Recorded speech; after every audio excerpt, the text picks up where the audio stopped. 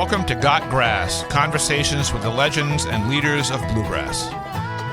You've enjoyed live bluegrass at Guitartown CT concerts in Hampton, Connecticut since 2008. From Tony Rice, Rouse Stanley, and Doyle Lawson to Tim O'Brien, Sierra Hall, and Billy Strings.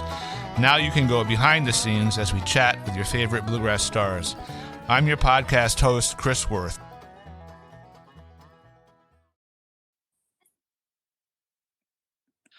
So I'm very happy to have Chris Eldridge on my podcast today. I've been, honestly, he doesn't know this, but trying to get him on for over a year, and he's finally here, so I'm happy. I'm happy to be here. Sorry it's taken a while. So I usually start off with what I consider kind of a softball question, although some people have trouble with it, which is, you're a busy guy, so what's a perfect day off like for you without your guitar around? That's the part people have a hard time with, musicians. Oh. Not me. I'm fine to let the guitar sit for a day or, however many days it needs to. At this point, a perfect day off for me would be to be with my family, to be with my daughter. I've got a 3-year-old daughter, and that is unquestionably the best thing that has ever happened to or been a part of or anything like that in my life. Like that's awesome. Being a dad and being her dad. So to be hanging with my daughter, probably, going for a cool hike somewhere, get in the car, drive someplace kind of nice. We don't actually wind up doing that very often at all, but but when we do, on the rare occasions that we do something like that, just a walk in the woods, find a waterfall or some kind of place to go swimming. I mean, it's really hard to beat that. That would be my perfect day. I don't know how I could improve on that. Yeah, I have 3 daughters, as you may or may not know. So the 3-year-old is a great age. The terrible 2s were terrible for 2 of my kids. Like just couldn't do anything, couldn't go anywhere with them. They'd throw food on the floor at a restaurant. It was just, but 3 they kind of get a little bit past that, I think, and you can actually do stuff and have a lot of fun, right? With yeah, totally. It's so fun, and we've certainly obviously we have our moments from time to time, of course, but yeah, it's just fun doing things together. It's just cool because you wind up seeing the world through their eyes, and their eyes, kids are so cool, they're so innocent, and they're just learning, and they're wide open, and yeah, it's just really fun. You realize, I think, through your kids how jaded you become as an adult, and it just you like take stuff for granted. You don't look at stuff. You just go on your merry way, and then kids go, "Wait, hold on." Totally. Yeah, totally. It's amazing. So I've interviewed a lot of bluegrass players on the podcast, and most of them say that they didn't really choose bluegrass; it kind of chose them. Would you say that was true for you too? Definitely. Yeah, it definitely did. And in fact, I tried to choose something that wasn't bluegrass. And, in a weird way, I succeeded because I think most people would look at most of the output of my musical career and would not consider it bluegrass. I certainly wouldn't. But yeah, I mean, I grew up, having my father, and Ben Eldridge, for anybody listening who doesn't know, he was a founding member of the Seldom Scene.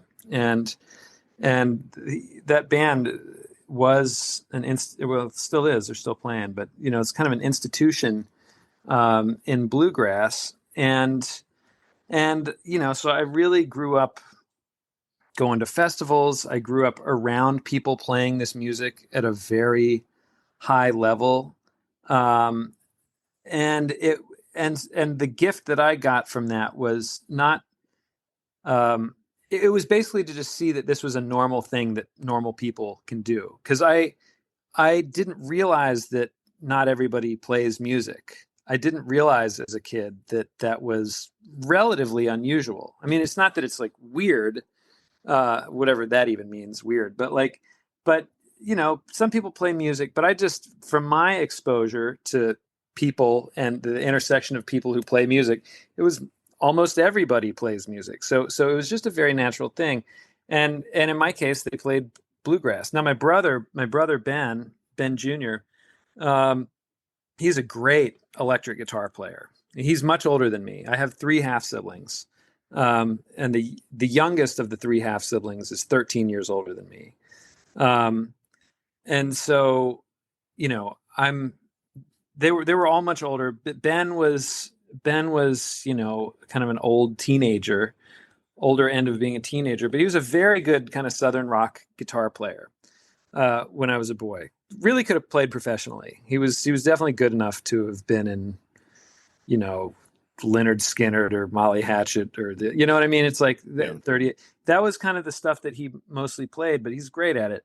So that there was that influence, but mostly, you know, it was just being around my dad and the Seldom Scene. Now, my mom also played banjo as well. That's how I came to be. I'm the collision of two banjo players, which is a little terrifying. What happens, right? This is what happens. Yeah, when it's cautionary tale, folks. But my mom's side, my mom's music thing was interesting because she was a very good banjo player in her own right. She was like a Keith style player. She played in contests and things back when she was in her 20s. She got real good real fast. And won, you know, she was like Maryland State banjo champion and stuff like that, you know, back in the day. But I actually, the width and breadth of music for me really expanded a lot through my mom, based on what she would listen to. Mom loved all kinds of stuff, and my parents got divorced when I was very young. They were always very amicable. I was very lucky in this way, and they probably split up when I was 3, I think. But you know, there in adult life, you know, my dad and stepmom would travel to Florida to have Thanksgiving with me and my mom and my stepdad. It's like everybody that's pretty unusual, you know. That was a really lucky thing for me. And so anyway, but I would be with my mom. We'd you know, go places on the weekends, and we're always listening to really cool music in the car. Joni Mitchell. We were listening to a lot of Bach, a lot of Glenn Gould. My mom loved Glenn Gould, so that was a big thing. James Taylor, Oscar Peterson, a lot of David Grisman Quintet, actually. But it was Billy Joel. You know, there was all kinds of other music, and music was very sacred. The way that we would consume music together, it was fun and it was sacred. And so I grew up in this really musical kind of situation between my two parents, and when I started trying to play the guitar, it was actually because of Jay Starling, who's John Starling's son. John Starling, the original lead singer for the Seldom Scene, and people might even know Jay now because he plays with Leftover Salmon. But Jay, they lived right around the corner. The Starlings did, and Jay picked up the guitar, picked up electric guitar, and was instantly great. It was kind of just weird, and I've told this story before, but it's, you know, he picked up the guitar, and you know, within a year of starting to play, he could play with the kind of power and sass and pizzazz of like Stevie Ray Vaughan. He got really into Stevie Ray, and Jay just had that thing, you know, he could just do it. And I wanted to be like Jay because he was 2.5 years older and really cool. And so I was like, well, this guitar thing looks super easy. I could do that. Of course, you know, for me, it took me a year before I could, you know, strum a G to a C chord in time. It was not that, but I loved it. I loved it because everybody around me did it. And Jay, who was my hero, did it. My big brother did it. But when I started getting into it, I am eventually answering your question. When I started getting into playing myself, it was electric guitar because that's what Jay and Ben did. And I love the Allman Brothers and Cream and Stevie Ray Vaughan and all that kind of stuff. And I started getting more into, I quickly started getting more into music that was a little bit more dense. I started listening to, you know, the Flecktones and kind of jazzier stuff. There's an electric guitar player named Eric Johnson. When I heard Eric, that's really when that was when I was like, oh, wow, I actually love this. And I got obsessed. And the thing is, I never was very good at playing electric guitar. It never totally clicked for me. It was something, yeah, again, that I loved, but I just, it just didn't all come together. And when I was 14, for Christmas that year, my mom got me. She recognized that I was getting into all these different musics that had more kind of, they were just a little more dense, like intellectually. there were chord changes and interesting rhythms, and for whatever reason, that kind of stuff always appealed to me, even as a child. And it was Tony Rice's acoustics, and when I started trying to play along with that with the old guitar that we had at the house, all of a sudden it started clicking for me. That was like the first time I started actually being able to do it in a way where that it just started to come together when I picked up the acoustic guitar. So in this weird roundabout way, I was working on all the electric stuff, learning a whole lot, but it just wasn't happening. And there was something about the just osmosis of having grown up around acoustic music. It's like I needed acoustic music to be in there, even as kind of my interests were more broad. And then from there, my dad started inviting me to sit in with the Seldom Scene, which was pure nepotism, 100%. Couldn't be anything else. I mean, I was decent. I wasn't embarrassing myself, but I certainly hadn't earned a spot on the stage. But still, he would invite me up, and I'd sit in with them on a song or two.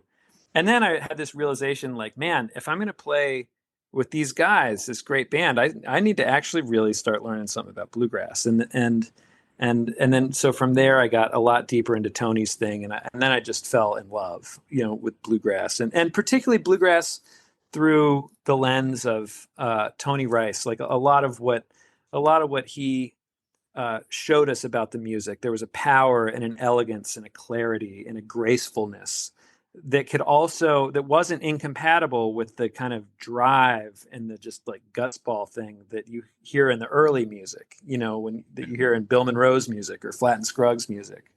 And so that was, anyway, that's kind of how I wound up there. So, did Tony ever play electric guitar? I always wondered this. Did he ever like pick one up and just No. around with it? Well, Never. I mean, yeah, I know he's held one in his hands, but I know, yeah, he had no interest in it. He was my mentor when I was 19 years old, kind of from about 19 to probably 21, 22, something like that. We were very close, and he really was my mentor, and we were in contact often. I'd talk to him, at least once a week, and visited with him. Got to ride cross country with him once from North Carolina to Rocky Grass in Colorado and back in the Mustang, which, it was cool. We were close. But anyway, so we spent a lot of time, and he told me he just never was interested in it. He just said he just didn't have any interest in it. Yeah. Yeah. So, but his hero, Clarence White, was definitely Tony's big hero. Yes. And Clarence, certainly played electric guitar. I don't think Tony had anything against the electric guitar. But I just think he knew himself and knew that it wasn't for him. Not like you, I guess. You felt acoustic was you. Yeah, well, in my case, it just all started to click. It started to come together when I picked up the acoustic guitar. I own, I have an electric guitar here, and when I was working on Live from Here / Prairie Home Companion, they changed the name of that show, but I was the house guitar player on that show for about 4 years, I guess, after Chris Thile took over. And I didn't do every show, but I did most of them.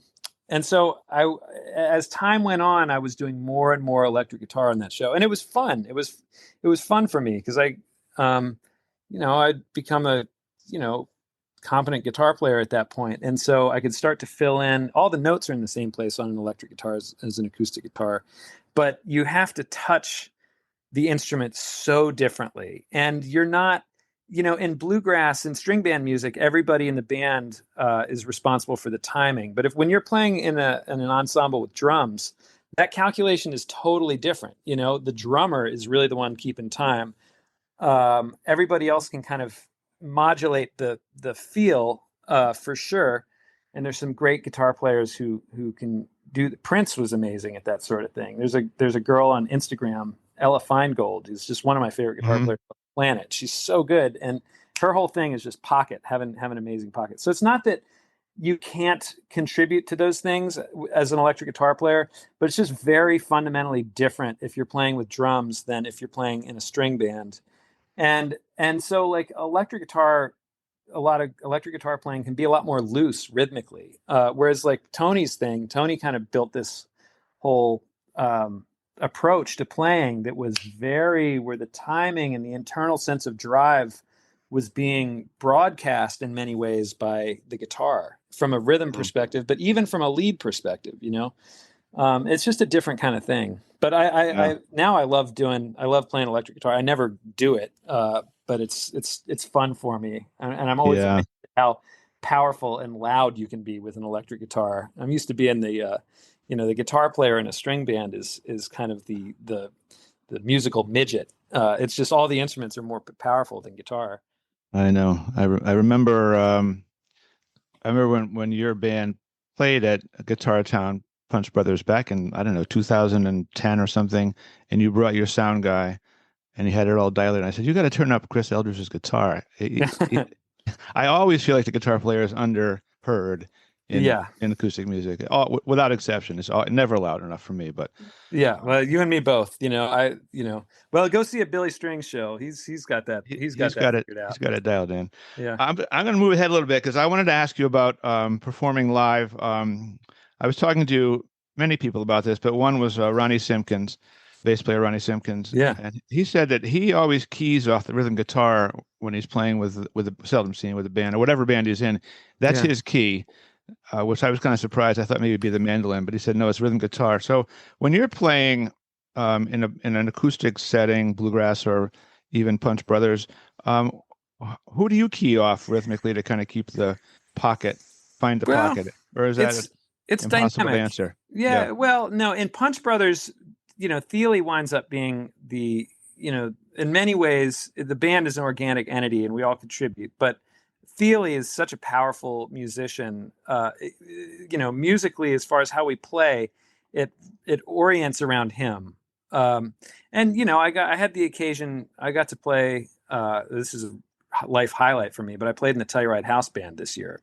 So with Bela and Sam Bush and all that, Edgar, Jerry Stewart, which was truly like dream come true. But anyway, like in that situation, yes, you better believe that was the first time I got to make music with Sam in not like a sit-in situation or and you better believe that mandolin was cranking in my ears. So it's like if you've got a great mandolin player, if I have a great mandolin player, I love kind of reacting to that offbeat. Now that being said, when the music is really happening, if you kind of listen to one person to the exclusion of anybody else, it's not going to be great. I mean, you have to be listening to the whole thing. And if anything, you probably want to hear yourself quieter than anybody else, certainly as a member of a rhythm section. Mm-hmm. You're getting that tactile feedback through your body. Like you can feel that rhythm. I don't have to actually hear the sound to mostly know what rhythm is happening in my body. But so it's like really important to listen and extend your ears out to everybody else. And I think when it's really getting good, I'm not listening to any one person anymore. But as far as like how I might construct a mix, in headphones or ears or something like that, probably have a decent amount of mandolin, certainly have some bass, and it's really useful to hear the subdivision provided by a banjo. That's a different kind of input. So, but it's really all of it. It's really all of it. And in Ronnie's case, by the way, that makes sense. He played with Tony for a long time, and then he was playing with Dudley Connell, who's I feel like a little bit unsung. When you have these conversations about great bluegrass rhythm guitar players, I mean, people who know, but Dudley's one of the greatest of all time. He really is. And he doesn't often, you don't hear it that much, but man, he really is. You listen to some of that old Johnson Mountain Boys stuff or the Seldom Scene stuff, but it's incredible. I mean, he didn't sound like Jimmy Martin, but he was kind of whatever that chugging drive is. Dudley can drive a band with the guitar. Mm-hmm. And guitar can do that. That's one of the special things that guitar can do. Yeah. I remember, Tony Rice played up here quite a few times over the years. He was the first concert. You see the poster behind me. I don't know if you can see it, but that was the first concert we ever put on in 2008, and his was the band. But he played here once, and you were at the show, and Yeah. you had a guitar, and you had just bought a guitar, gotten a guitar, and you went into the dressing room, and I remember you two were comparing your guitars. Do you still have that guitar, or was that just a passing fancy for you, that guitar? Good memory. And yes, I'd just gotten that. I was a 1939 D28, a wide neck D28 that I'd just gotten. And I had that guitar for many years. I sold it in 2022 to a good friend in order to buy my current D28, which is the one I have now is from 1937. So it's the bracing, it has a rear X, or excuse me, a forward X as opposed to a rear X. So it's like the way the top moves is a little different on a 37 versus a 39. And this guitar I have now is it's extraordinary. It's an unbelievable guitar. It's the first one they made that year too, which is kind of a fun little thing about it. First one of the first batch of D28s. But yeah, I had to sell the 39 to get this new one. And the 39, that was a great guitar. Tony, he told me that he was like, this one's a prize, He said, don't get rid of it, but eventually I did. But that was a wonderful guitar. It recorded really beautifully. And there's nothing like a great old Martin guitar, they're not all good, I've played plenty that were unremarkable to even kind of bad, but a lot of them are good, and the best examples of the old ones are the best dreadnoughts there are, in my opinion. Mm-hmm. It's like there are a lot of great luthiers building good guitars now, like really good. I mean, I think we've just recently entered into a really good period where everybody's leveled their game up kind of around the same time. You can get a killer guitar from a number of people now, but you still can't beat a killer old one. They're still the best.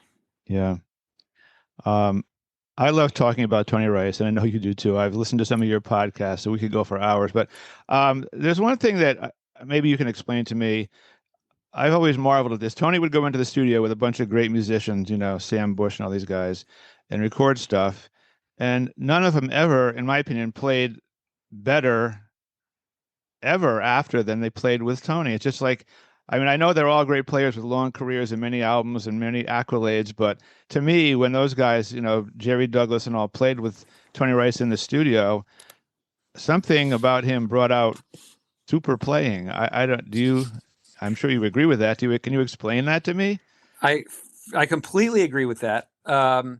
Yeah, I think there was something about Tony as a rhythm guitarist that was really special. My dad talked about playing with Tony. He just said Tony was just the easiest guy to play with he ever played with. My dad had a real simple way. He just said it was so easy playing with Tony. You just played. You couldn't help but play great.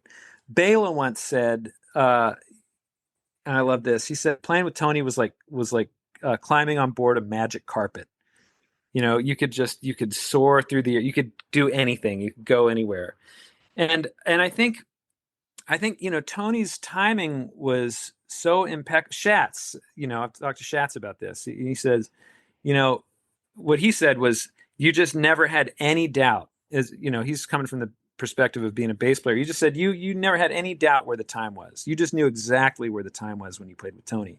But the interesting thing about all of that is that Tony, as a rhythm guitar player, was also very dynamic.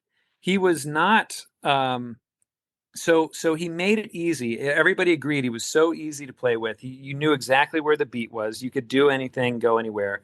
But he was but it wasn't it was not static in any way. It was incredibly interactive. It was incredibly dynamic, and he could be interactive and dynamic while still kind of just keeping the rhythm right there where everybody could play so great. He was an instigator, I think. You'd hear Tony in his rhythm guitar playing would play things that would sort of go against the band sometimes. He would play when things were really cooking. He might play a chord that contained notes that were in direct conflict to the chord of the song that was happening. Mm-hmm. But he kind of recognized it wasn't amusical. He kind of picked he knew when to deploy this sort of thing. And he would maybe even play a rhythm against the band, like kind of contrary. I mean, he's keeping the beat. It's not that the beat had been lost, but he would keep something and syncopate it in this way. And it could have the effect, I think, in his fellow musicians of just enlivening them. Or, one of my favorite records for him, as from a rhythm guitar perspective, is I love both the records he made with Bela. Really, he made 3 sort of, but I love Drive and the second Tales from the Acoustic Planet, the Bluegrass sessions. Mm-hmm. On the Bluegrass sessions in particular, so much of he would play these beautiful phrases. Like he would have kind of weave in these sort of tapestries of rhythm guitar. Even playing single note stuff underneath something that was going on. He was not just playing boom chick. He almost never did that. It was always very dynamic. It was never falling into a pattern. It was always rhythmically compelling, even if actually sometimes it would really come off of the rhythmic grid. Here's another interesting thing about Tony that I don't think I've really talked about publicly too much, but I think it's an important thing to note about him, is that he was not, for as great as his timing was and all those things that we were talking about, it's not that every single 16th note that he played would be on the grid, because it definitely wouldn't be. He would move things would rush ahead, they'd pull behind, but there was kind of this big kind of like meta layer. If you zoomed out a little bit more, the rhythmic flow was very consistent and very clear, even as the details could kind of go ahead or pull back a little bit. And that's I don't know, that's just hard to do as somebody who's tried to be a good rhythm guitar player. I find there've been times when I've tried to do that same sort of thing and it just sounds like I'm not playing good time. But Tony had this way of doing that where everybody still knew exactly where it was, and they heard something interesting happening coming out of his corner, and then they wanted to respond to it, or he heard them do something and he responded in this interesting way, and it kind of sets off this beautiful game of not tag, but just it's just they're being responsive to each other and playing in an engaged, dynamic way. And it's so fun to listen to. I mean, I think that's why I think Manzanita is such a classic for that reason, because especially without there being banjo on there, there's a lot of space and you can really hear all those little interplays. Yeah. I've heard a lot of that. I've heard like a little note or phrase or something in his rhythm that would inspire a Jerry Douglas solo. Like you just tell he just heard it and went with it, even if it was just a note. Yeah, or whatever. It's funny because I've heard Tony Rice interviewed and asked, "How do you explain your rhythm style?" He goes, "I don't know, man. I don't know, man. I just play." Yeah. I think Wyatt had a better way of kind of expressing. At least he could kind of demonstrate it a little bit on some of the videos.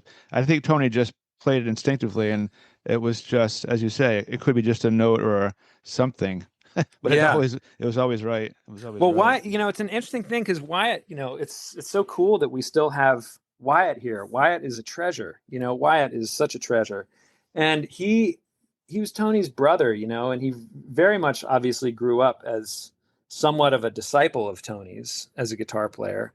I mean, in many ways, he's the disciple, but Wyatt's his own musician for sure. He had the Clarence thing, but I think Wyatt understands and can do a lot of that.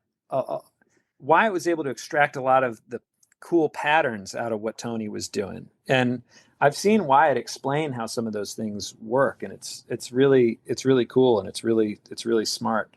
And Tony, and I mean Wyatt, there's no better rhythm guitar player playing bluegrass in the world today than Wyatt Rice. That's for sure. Yeah, but Tony's thing was just, it was also just so fearless, and that's something that he talked about with Clarence White. I heard an interview with Tony once, and somebody asked him what he looked up to in Clarence White's playing, and what Tony said that I think is so cool is that he just heard that Clarence was fearless as a rhythm guitar player. He played without fear. And Clarence did do that. And I think you really hear a lot of that fearlessness in Tony.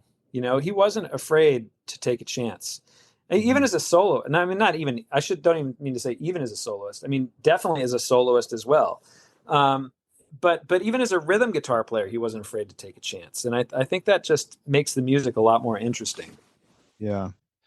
I've noticed, I've been teaching these bluegrass classes at a local music school starting last fall, and there are a lot of guitarists in the class. And so they're trying to learn the bluegrass strum. I say, look, forget about the E and the A and the D string. Just play like Tony. That he only played on the top three strings most of the time. When you watch his right hand, you're still there, right? Yeah. You lost your video. Want me Can to you stop still for a hear me? second? So Yeah, I see the video stuff, but is the audio okay? Cool. You're good. Yeah. Yeah. So when you watch him closely, it seems like he's almost always on the top three strings, playing rhythm. Like you say, he's not doing the boom chuck and not a full strum. It's very interesting to watch his right hand. He's noodling around those three strings all the time. Yeah. And I try to get people to say, look, just play quietly. Don't strum the whole thing through. Just play up there, because there's four guitarists in the group. We can't all be play. You got to be quiet. So it's interesting how I love watching him. I mean, I love his lead playing. I love everything about him, but I think his rhythm playing to me is just the most amazing part of his persona. Yeah. And it's the most mysterious. It is totally the most mysterious. I mean, yeah, when I was, there came a time for me when I knew most of his tricks. I could, as far as the single note stuff, and I could never make it sound like Tony, obviously. I mean, Tony, so much of the lesson was, and so much of the power was in how he would actually get the guitar to make those sounds. But what fascinated me to no end was watching him, getting to go to a show and watch him play rhythm. And I'd look at his right hand, and I just wouldn't look away from his right hand for 75 minutes, because it was so graceful and elegant, and it danced, and he just, he internalized all of the great bluegrass guitar players who came before him. The Jimmy Martin thing. It's so much Jimmy Martin. I mean, it's got this dance. It's, I don't know. It's just his rhythm guitar playing. It was just the most. I've never seen anything musical live that to me was more captivating than watching Tony play rhythm guitar. I've been to some other great shows, but as a player, I could just get so locked on that because it was so unexpected, so fluid, so graceful, so elegant, so driving, so dynamic. I mean, it's just all the things that you want. And it just looked cool, Mm-hmm. I wish there was more good video of it, to be honest, because it would be one thing. I used to, when I'd go see him, because I'd see Tony, a few times a year, Mm-hmm. probably either at the Birchmere or if he was playing close to whatever. I'd always go if he was playing a show. And I'd just try and position myself in a spot where I'd have a good view kind of down the neck of the guitar. Like I'd maybe be sitting in front of somebody else in the band, but if I could get a look kind of down the neck of the guitar so that I could kind of see his right hand and the space between his right hand and the body of the guitar and just watch it from that perspective. It's just fascinating, you know. There's a certain camera that I've seen David Greer filmed with, which goes on the guitar and does exactly that. Yeah, Troy Grady's thing. Yeah. Yeah, and that's pretty fascinating too, just to watch that pick moving back and forth. Totally. Yeah. I've always thought, this is a little bit of subject change, but that a performer's style or technique is often determined somewhat by their limitations, not just, I mean, there's some players I know, maybe Julian Lage, or people like that can probably play anything they want, but most people can't play anything they want at any time. I mean, you're limited, right, by your technique and whatever else, your guitar, your practice habits, your age. Yeah. Does that hold true for you too, do you think? Like, I think so. And actually, not to go immediately right back to Tony, but that was one of the real things that he, when we were hanging, beat into me, was this idea that like to embrace your limitations. That's actually, you know, because he told me, he said, look, when I was a kid, I wanted to be like Clarence White. I wanted nothing more than to be able to play like Clarence White. And he grew up knowing Clarence. And he said, you know what? I couldn't do it. I tried and I could play some of it, you know, but no matter how hard I tried, I wasn't ever going to be Clarence. I was limited. And he said, it was in those limitations. He said there was a certain point at which he kind of had an epiphany, and he realized that there were these other things, you know, where he couldn't do what Clarence did. There were other things that were happening where he could do something. And that's kind of where he found himself. And I think that's just so true. You know, you find your strengths and your weaknesses. And that's true of like everything. You know, I think that's just kind of a universal truism about life, about guitar, right. But you could apply that to anything, you know? Right. And you know, we all want to be Tony or play like Tony until we realize that we can't. And it's like, then it's like, well, what can you do that's different? And yeah, I've found that very much to be the case. You know, there are people who have, like, I've never had the world's greatest hands. I mean, they're pretty good, but you know, in a world where you have Jake Workman playing guitar, or Cody, or, you know, Jake Eddy or Sutton, you know, whatever, they're 10 guys who, Trey Hensley, you know, they're 10 people who just have unbelievable hands. And I'm just never going to have hands like those guys. And it's like, sometimes I wish I could do that. Sometimes I like, man, I just wish I could shred at 175, 180 BPM. Just ain't going to happen. But realizing that's kind of powerful. It's like, oh, well, there are these other things that kind of interest me. Like, what if I kind of lean towards those? And it's through doing that and having those realizations, not that you quit working on other things. I mean, I'm always going to work on my technique and try and be better. But it's like, for me, is realizing that and kind of making some degree of peace with that, and realizing that, well, maybe I have something unique to offer somewhere else. And that was really kind of something that I'm glad that Tony hipped me to that idea when I was young, because I've kind of lived by that for a long time. Yeah. I mean, I guess that's the measure of becoming your own musician, is that you realize this is what I can do and what I can't do. And now I'm going to make the most of it.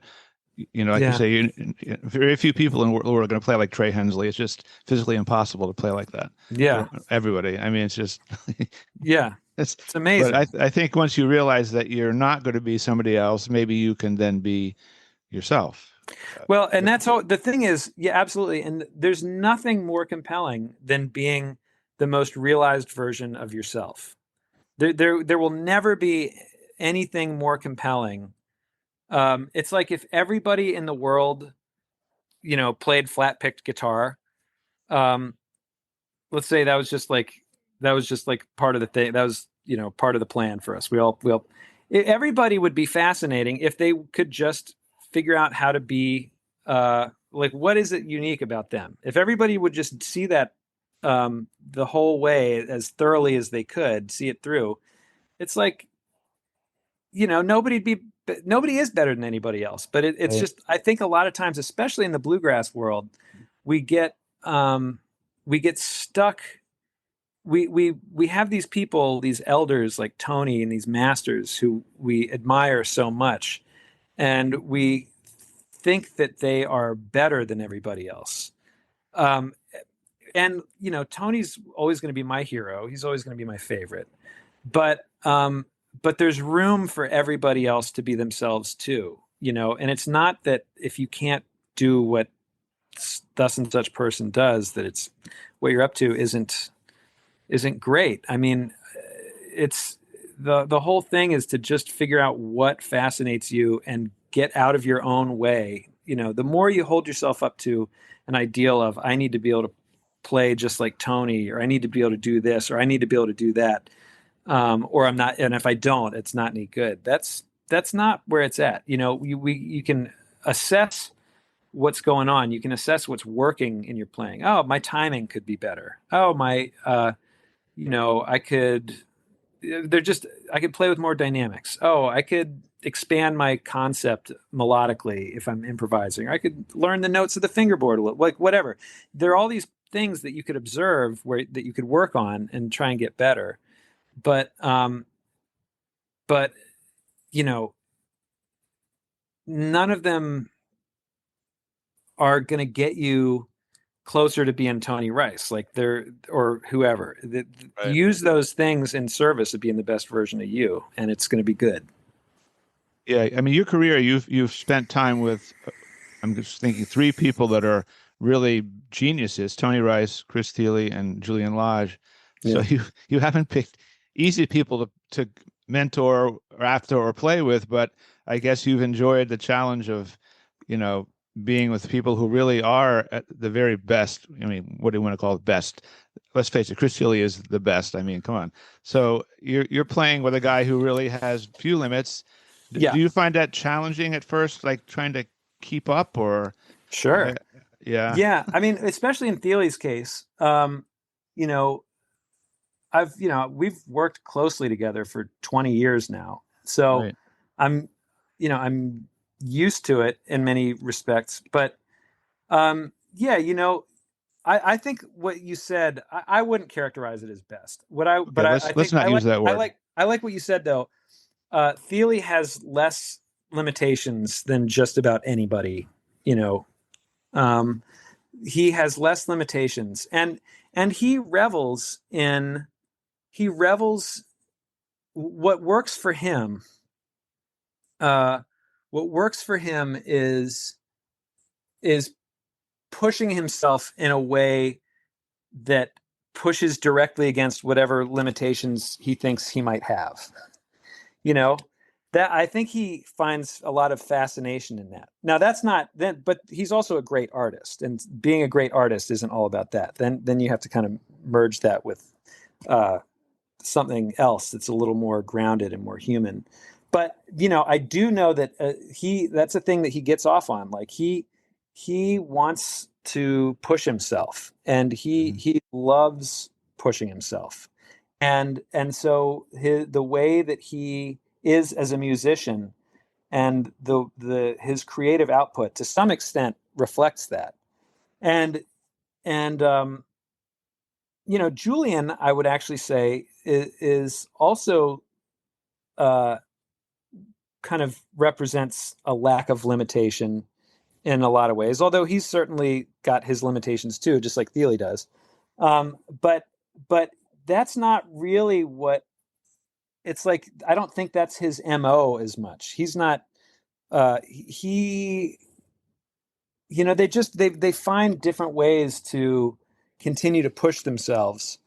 And we all do. I don't know what I'm trying to say. I will say that with Thile, a lot of times I've had to grow to meet whatever fascination he's into. Like if he's into playing in some crazy time signature and it's really unnative to me, playing stuff in 5 where there are all these different layers of 5. You hear things in a grouping of 5/16 notes, a grouping of 5/8 notes, grouping of 5 quarter notes, or you could do this with 7s. There are all these things that for the conventional, most music that we hear, it's just not put together that way. And so, like, for me, sometimes I really have to work. Not sometimes, I do have to work on it. We all do. But even Thile does. We were working on this song this winter, and it's in 5, and it's kind of tricky. No, it's in 7. Anyway, he was just talking about, he was almost like coaching. He just gave he said, I know this song's kind of weird and it's unintuitive because sometimes when you play music, it's great to just fall in and look for something intuitive and look for something great. That's what I get to do in Mighty Poplar. That's why I love that band. It's because it's everybody's a great musician, but we're not trying to reinvent the wheel. And it's just what happens when, we take all the things that we've worked on all our lives, but just play easy music. And that's kind of a fun thing about that band. But, Thile was like, when I'm driving home from this writing retreat, I'm just tapping in 7 on the wheel the whole time because it's fascinating to him. He's found the fascination in 7, and I realized oh, you know what? I can get fascinated. I just need to find a way in to be interested in this thing, and then once if I find a way in to being interested, even if it's just doing some kind of percussion on my knee, if I'm standing in line at the grocery store or driving my car or whatever, I could be thinking about politics. I could be thinking about what I'm going to eat for dinner tonight, or I could just think about this fun little concept, and then all of a sudden it's joyful, and I find myself growing.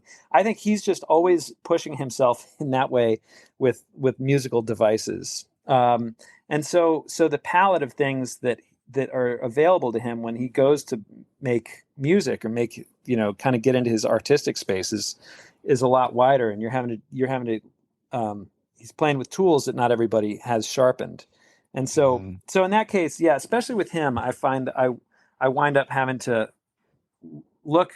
go to the metaphorical hardware store, find a tool, like, what the hell does this thing do? Okay, how do I use it? And I really got to spend some time on that kind of stuff to play a lot of Punch Brothers music. But the end result is, once you kind of get through that, I'm really proud of it. And, it can get to a place where we're not, those of us in the band aren't thinking about that stuff at all. We're just kind of in a musical space, and it winds up at its best. It certainly doesn't always get to its best, but at its best, it's like, it doesn't sound like anything else.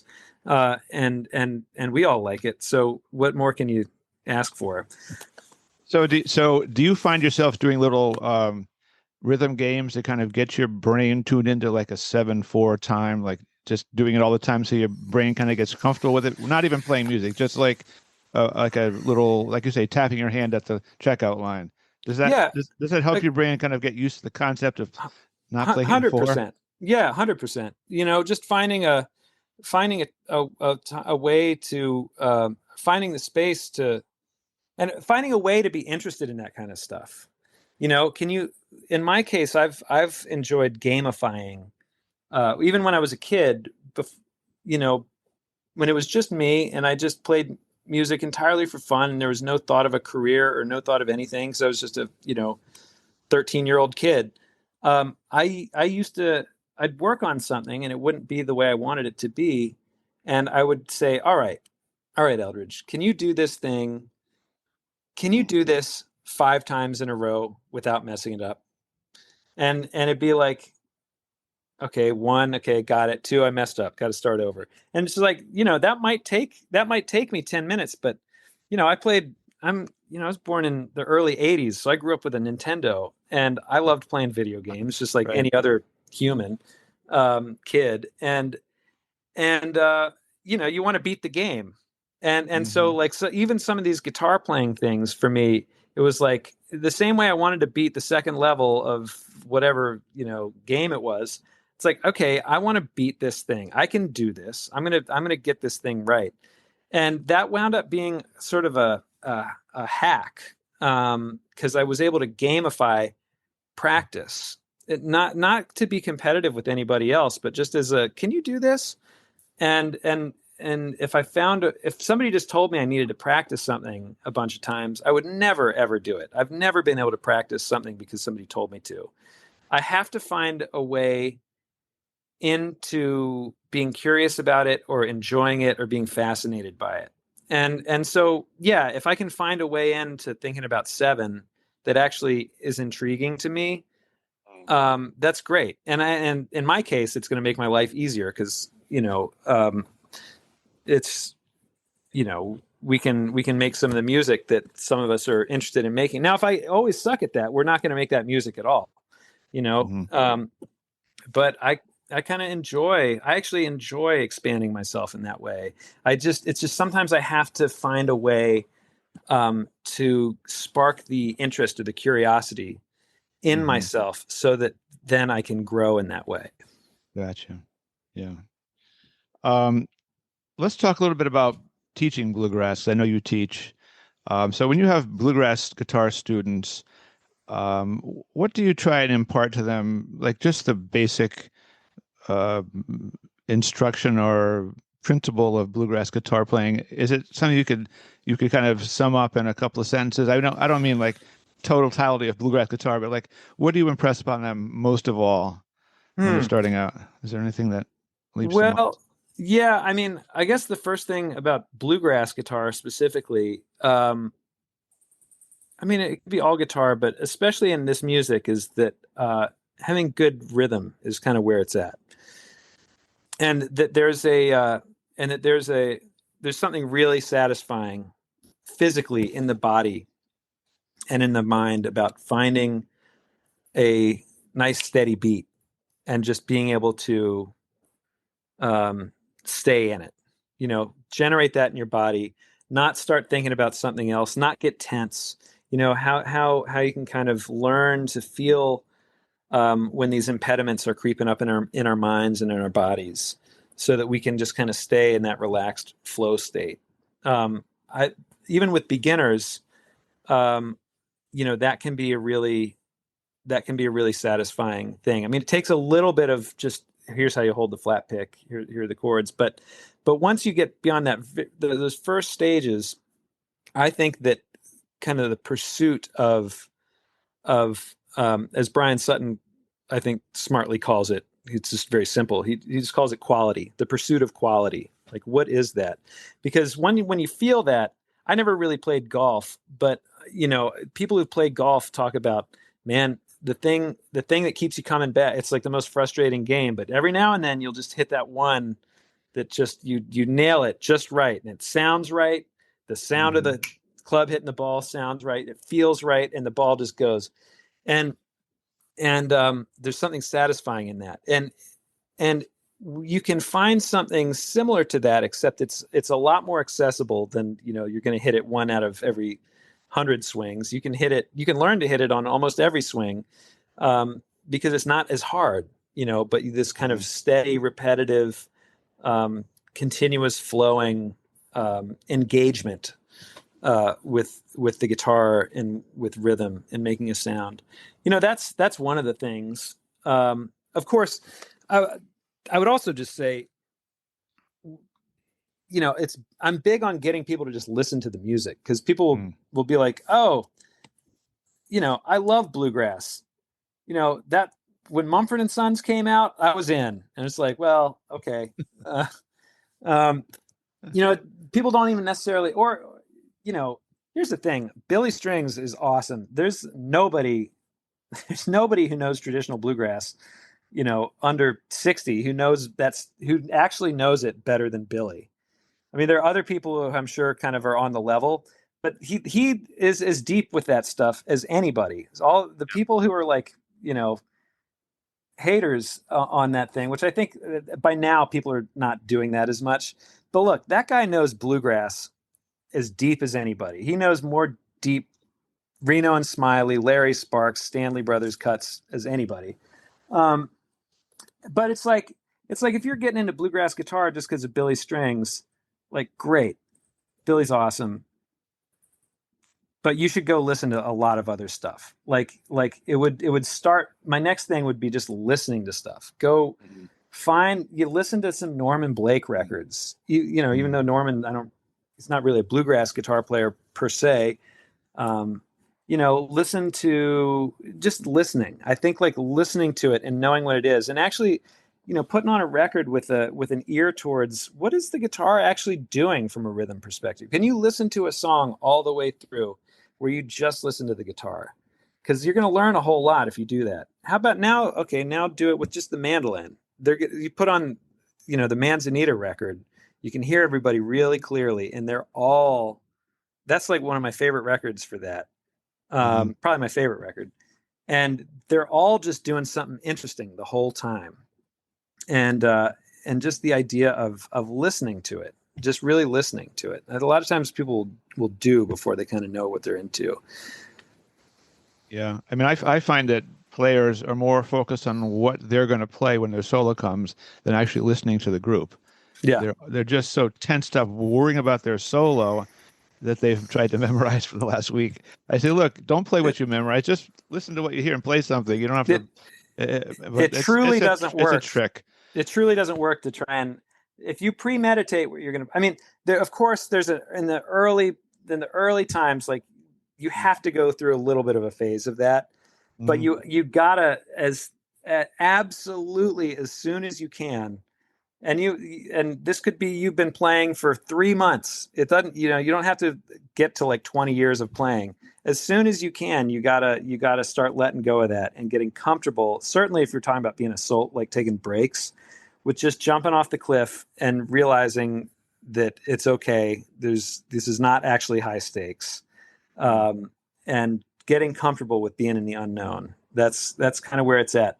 Try and play the melody. You will, as a guitar player, a lot of times it's hard to play the melody on guitar. You can try and distill it down, but whereas on the banjo you can find the melody in there, but you got the roll going too. And fiddle is just a vocal, and so they can slide. In a weird way, it's a little harder sometimes to make a melody compelling on guitar, but that's all the more reason to spend a little time to try and figure out how to do that. If you want to premeditate something, premeditate how to play the melody to some bluegrass songs. Pick out 5 songs and do that. And if somebody calls that in the jam, try and play the melody. But by the way, if you've done that on 5 songs, you're going to start seeing the building blocks. You're going to start noticing where those melody notes on your guitar, because you're probably going to be playing songs out of a G position, or maybe a C position, or maybe a D position. And for the most part, that's where you're going to start in the early times, eventually, whatever. And you're going to start seeing where those notes are. That note that sounds like da, da, you're going to start knowing if you're in G, that's that open 4th string and then 3rd string. And, it all gets a little easier the more you do it.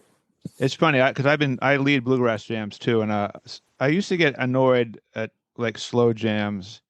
But then I realized as I started listening that eventually the jam finds its equilibrium and the rhythm sounds great. It doesn't matter if it's slow, fast, or in between.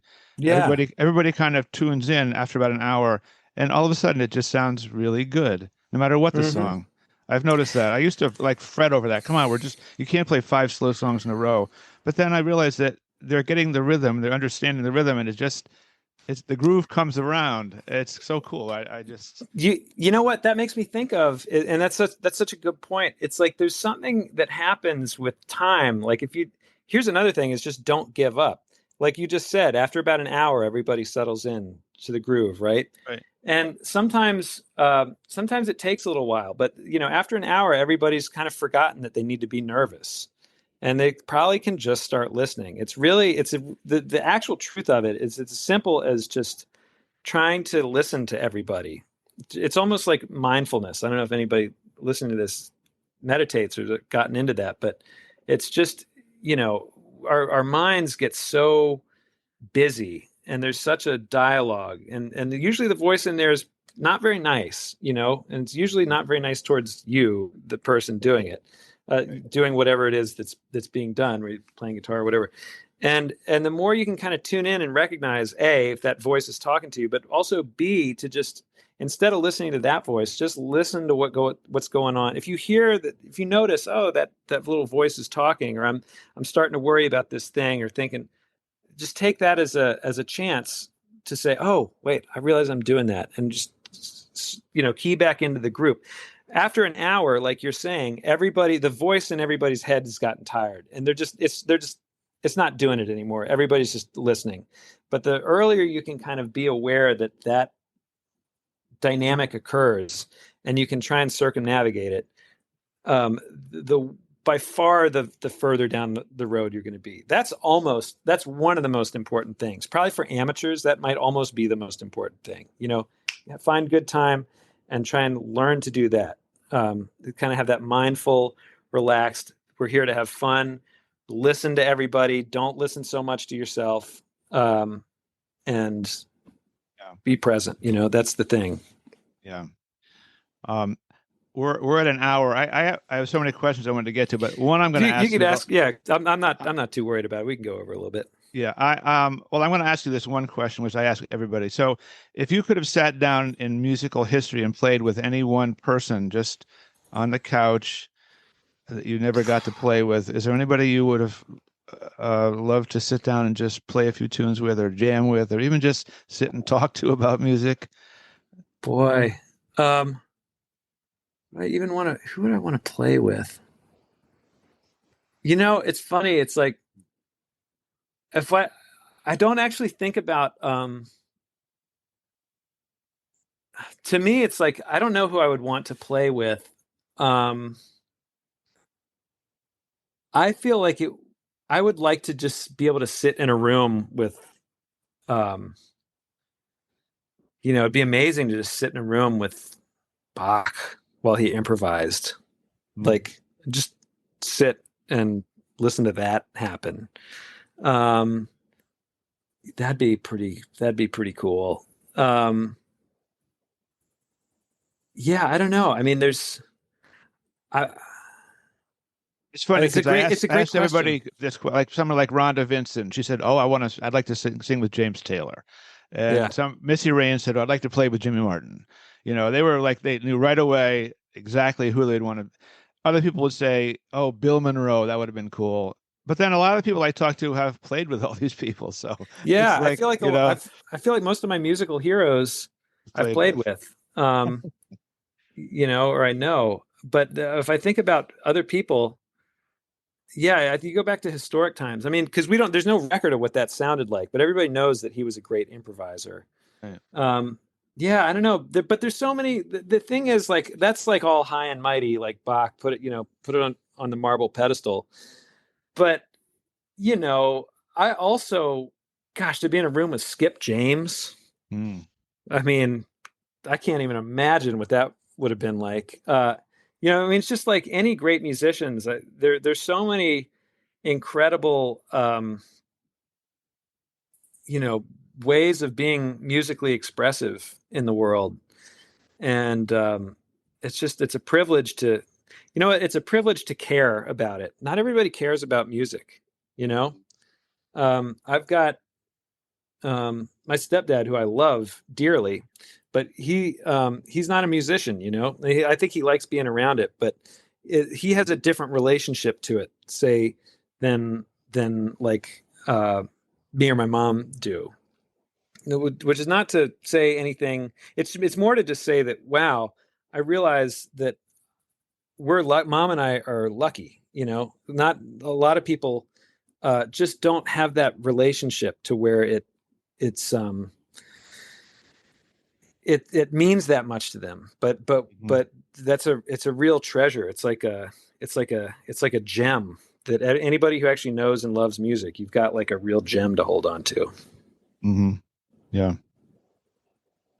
If you were going to have a podcast, maybe you do have a podcast. I don't know. Who would be your first guest if you had a podcast? If you had your druthers, anyone you'd like to interview? Man, I'm putting these hard questions at the end for you. Sorry. Yeah, I'm especially bad at this kind of question too. That where it's so broad, because I'm like, wow, that would be cool. Well, let's just say in the musical realm. We'll eliminate Obama or any of these people. Okay. Just Yeah, in a musical realm. Oh man, who would be cool? It would be neat. It'd be neat to talk to Jim Keltner. I'd like to pick his brain. Interesting. Yeah. Keltner would be really cool. You know, I love great drummers. It would be, it'd be cool to talk to Miles Davis. I think Miles is just such a great musical artist. It'd be somebody who doesn't just play great, but these are all like Keltner and Miles are like legends of legends. But I get the impression that they're really, especially in Miles's case, that he's actually really thoughtful about what he does too. So it'd be fascinating if you could get somebody like that to actually let their guard down. Which I feel in many respects, I was kind of lucky because Tony's one of those guys and he let his guard down with me. So I got to sit and talk to him about this stuff for hours upon hours upon hours. And I feel like I learned so much that way. And none of it was practical information. It was all like wisdom. He was dropping, he wasn't saying like, hey, put this finger here to do that. He was saying,